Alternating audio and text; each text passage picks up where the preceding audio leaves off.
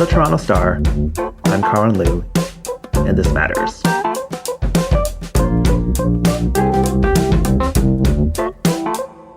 When we talk about a return to normal, what does that mean exactly?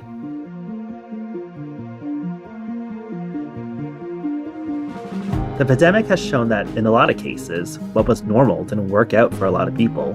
Since the COVID-19 pandemic began, people became increasingly aware of longstanding issues within the restaurant industry, such as low pay, few worker protections, burnout, delivery apps eating into profit margins, and whether restaurants could survive being closed for a month or not having every table filled. I'm speaking with Corey Mintz, a food reporter who many Star readers would recognize as the paper's former restaurant critic. His new book, The Next Supper, The End of Restaurants as We Knew Them and What Comes After, explores these issues and what diners can do about it.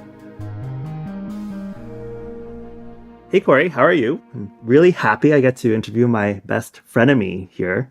Yeah, it's been a while. It's strange to think that we haven't physically crossed paths in over 2 years because of this pandemic.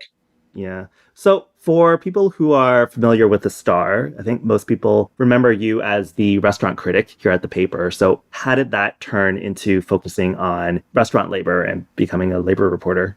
Well, I was the restaurant critic for a year and a half. I was filling in for Amy Pataki during her paternity leave. And when that came to an end, my boss at the time, Kim Honey, had the idea, what if I, based on an interview I'd done with Ruth Reichel, the restaurant critic, what if I hosted interview subject in my home and cooked a meal for them? Could I do that every week? And that became this column called Fed, where I would basically host a dinner party because I realized I needed more people there because I couldn't interview and cook and take notes and do all these things at the same time. And I did that for 5 years, and that kind of really expanded my worldview. But I never really got to do the story that I actually pitched on my first day at the Toronto Star in a staff meeting that I didn't know about or didn't know that I was invited to and didn't know that I was expected to propose an idea and didn't know how journalism worked because I didn't go to journalism school. But I proposed a story that day, which was the nicer the restaurant, the less the cooks are paid. And at the time, I was told by a lot of people who have retired since that that can't be true, or Corey, you have to pay your dues when you're young, the versions of that. And it wasn't until I came to the end of that 5 years of writing about just a wider variety of topics outside the restaurant sphere with the Fed column that I was actually ready to write that story, which I wasn't when I started. My mentor, Katie, who the book was dedicated to, I think she knew in a way that she didn't tell me explicitly at the time, but she knew, Corey, you're not ready to do this kind of reporting. But 5 years later, I was. And when Denise Balkasoon, an editor who I knew from the Star, who was working at another newspaper, said, I'd love for you to write for me. What have you got? I pitched that story. She said, great, do it. And I spent a long time working on it. Fortunately, I was able to cannibalize a lot of my work for the Star because I had gone to another column called Kitchen Temp, where I would spend a day each week working in a different restaurant kitchen. And, the idea was to kind of show how they're all different. And they're all these little beehives and microcosms. But at the same time, I was also able to have all these back alley conversations with workers about what they make and what it's like. And the sort of conversations that are very difficult to have when you're a food reporter. And it's easy to get above the name chef or Rob Gentile on the phone to say, tell me about your restaurant and how hard it is to, be a millionaire. But you don't have the access to all the bees in the beehive. And I had that access. So I was able to use that. And, once I wrote that story, that was kind of a hard turn in the road and I couldn't go back the other way. So you set off to write about this book and then the pandemic hit, and using the word that I'm sure everyone loves now, you had to pivot. So can you talk about that process? At what point when you were set off to write about this book about the restaurant industry and labor practices, at what point did the pandemic hit and just completely threw a wrench into your plans? Well, I started working on the book in the fall of 2019, same time that our little girl was born. And so I was about 6 months into a year-long process. So I was at the halfway mark and I was on the phone with Janet Zuccarini, and she owns a number of big restaurants in Toronto and LA. And I wanted to talk to her about different labor standards, different labor practices in our two countries, specifically because I had heard good things about her company as an employer. And the date we had scheduled for our phone call was March 15th. And, that was like the day the restaurants died. The day before was when France and Spain closed all the restaurants, right? And Tom Hanks got COVID, and restaurants are basically within that 48-hour period closing around the world. And she ended up I was on this conference call that I was the only one there for a while. And then I just called her cell phone. She was like, "Who are you?" Like, "I'm sorry, I've been up all night. I'm talking to my lawyer, my accountant. I've got 1,000 employees. I just closed all my businesses. We have no revenue." And that was the beginning of, like, for me as well as, everyone tangentially associated with food. Many weeks of going, what's going on? I don't know. Is this the end of the world as we know it? Before, federal governments in Canada and the US all over started announcing, support for workers, support for employers, support for landlords. Not that those solved all the problems, but before a government stepped in any ways to say, like, we're going to do something other than tell everyone to stay home. And it was certainly a couple of months before many of the restaurants, as you use the word, pivoted and kind of were able to ad hoc try all these things to figure out what they were doing. So there was a good period where, before ultimately coming to the conclusion that the pandemic, as horrible as it was and has been and is continuing to be, has made so many of the issues that my goal was to get people to care about. It got people to care about those things. It made all those things so visible. It bubbled them up to the surface where the public was suddenly aware of stuff that made me sound like a conspiracy theorist just a few months previously. But there was definitely a window where it was more like, I don't even know why I'm writing this book, because the world is about to roll off its axis into the sun. That's what it felt like. Yeah, but it worked off as oddly good timing for your book, because even though the problems within the restaurant industry is not new, I think it was during these last 2 years that the essential worker, the plights that the restaurant industry is facing, has been really brought onto the forefront and into the public consciousness. So I think in some ways it did help with your research and getting people more interested. I mean, like the title of your book, The End of Restaurants as We Knew Them and What Comes After, I think on the surface it sounds a little bit apocalyptic. I think, the first part of the title, The End of Restaurants as We Knew Them, I think on surface it means like, no, this is a bad thing. But I think as your book goes on to explain, the way that things aren't sustainable. The people who are working within it aren't benefiting. So we need to figure out a way to improve on that. So, I mean, being a labor reporter in the restaurant industry for so long, a lot of these things probably isn't surprising to you. But when you're doing research and talking to, different cooks and servers and labor activists, was there anything about the restaurant or food industry that was surprising to you?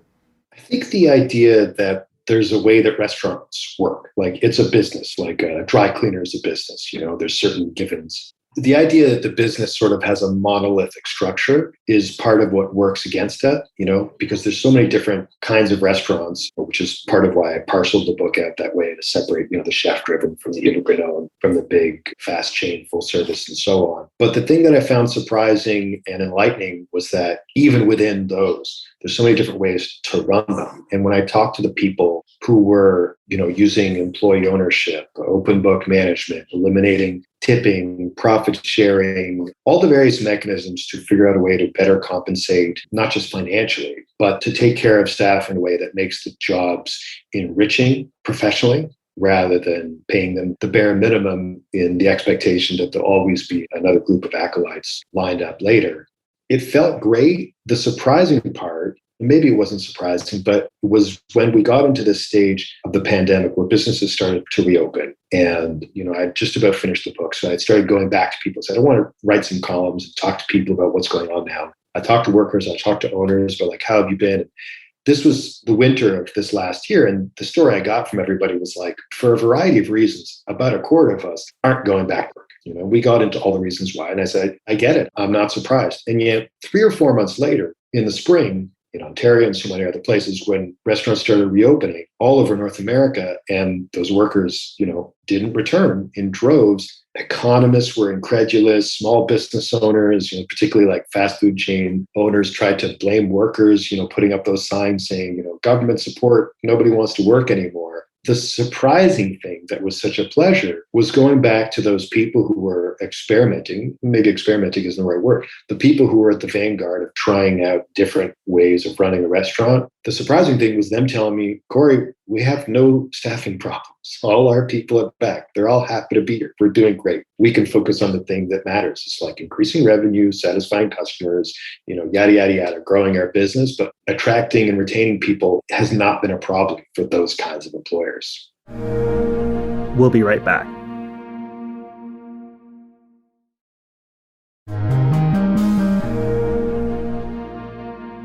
So, what's the message that you hope to get across with this book, as well as the people that you spoke with? Like, what's the thing that they want diners to take away from all of this?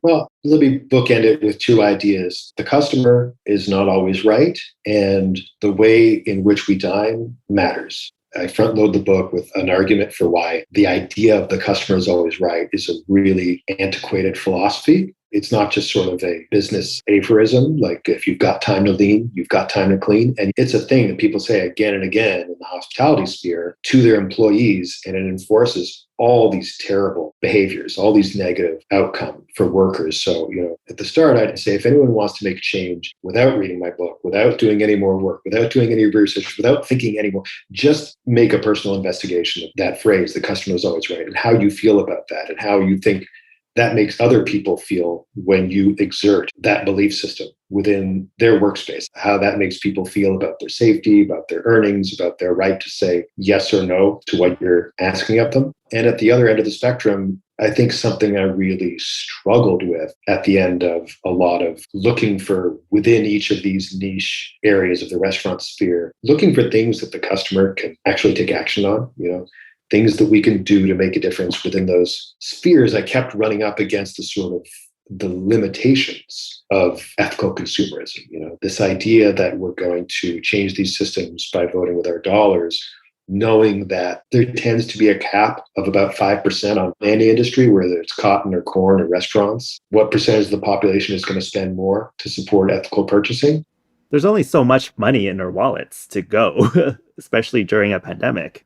Yeah. It depends on where we live, what our finances are like, what matters to us. There's only so many of us that can afford us. And of those, there's an even fewer amount who, whether we can afford it or not, are willing to allocate our resources to those particular causes versus other causes versus, being able to take a vacation or whatever that level of privilege affords. But that kind of you can accuse me of being an incrementalist, but the idea that our actions don't make a difference is a terrible blow to the momentum of trying to make a difference in the world, which is what any moral person wants to do. And when I found myself struggling with that, I reached out to slightly more galaxy brain thinkers than myself, people who study governments and economics and the much larger lever issues. And the end conclusion was like, collective action is a lot of little action, and voting with your dollar is not the same as voting with your vote, but all of it matters all together. And I think just the idea that just because we can't affect change across the board on our own, because we're not all dictators, means that we should do nothing. That's the wrong approach to take. There are all these little things we can do. And part of it is just accepting the idea that our dining choices matter. And if you are part of the dining class of people, you're already doing better off than most of the human population. If you can afford to go out to eat on a regular basis, you're doing well. I think we can all make little adjustments, whether they're spending more or not, to how workers are treated. But, some of the easier stuff is just looking into these things, looking behind what, the issues are about tipping or about third-party delivery apps or how workers are treated or any of these things. And then just, using that to decide where we're going to eat. And then when we do that, being unafraid to have those conversations with our fellow diners, and with our servers, always in a respectful way. We don't want to accuse people. We don't want to be obnoxious. We don't want to be the Fred Armisen and Carrie Brownstein characters from Andy, just saying, is it local? Is it local? Is it local? But I think, the things that matter to us, whether it's, voting rights or abortion or how workers are treated, it's all fair dinner table conversation. And then last question as we wrap things up. So after all of this, after writing the book and talking about it and being able to see how restaurants are faring during the pandemic, are you optimistic or pessimistic that things are going to get better after COVID and, the quote unquote new normal comes? What do you think the new normal is going to be? Well, I'm going to resist my natural inclination to be a pessimist because I think I've had enough of cynicism in my life. But more importantly, I see legitimate cause to be optimistic right now. The two things that give me hope are workers who, because they've had a physical and mental break from doing what they love, but which is physically and mentally exhausting, many of them having had this break for the first time in 5, 10, 15 years, have woken up to their value and how much power they have. And I hope that they know that they have more power, even that they know through collective action. But workers are not putting up with the same crap today that 5 years ago they were just accepting and saying, well, this is the way this industry is. That gives me hope. And diners, what we talked about earlier, being more aware of stuff that, again, 5 years ago, I was a crackpot running around talking about a labor shortage and how the third-party delivery companies ripping off restaurants. And a lot of that stuff seemed like a conspiracy theory. And now I hear this stuff coming back to me in public. When I meet people, I don't have to explain these things. I start explaining, they're like, I know, I've heard about that stuff. And I think that's absolutely a cause for some optimism in the sense that like people care about this stuff now in a way that I was just hoping I could move the dial a little bit to get them to care. So those twin factors, workers valuing themselves and diners caring about these variety of issues and wanting to value workers and hopefully finding some way to bridge in the middle. I don't want to be naively optimistic. I don't think everything's going to change overnight, but the wheels are in motion. For example, the province of Ontario just scrapped the sub-minimum wage or plans to scrap it as of January. I didn't see that coming. That's long been a thing. I thought, well, if we could do that, then we can talk about tipping. And it just happened overnight. So progress is happening, not fast enough for those advocating for it, but hopefully faster than we all have been trained to expect, which is total inertia. All right. Well, thank you, Corey, author of The End of Restaurants as We Knew Them and What Comes After, labor reporter, amazing father, certified Manitobian. Thank you so much. That was Corey Mintz, author of The Next Supper, The End of Restaurants as We Knew Them and What Comes After. Thanks for listening, and remember to subscribe to This Matters wherever you listen to podcasts.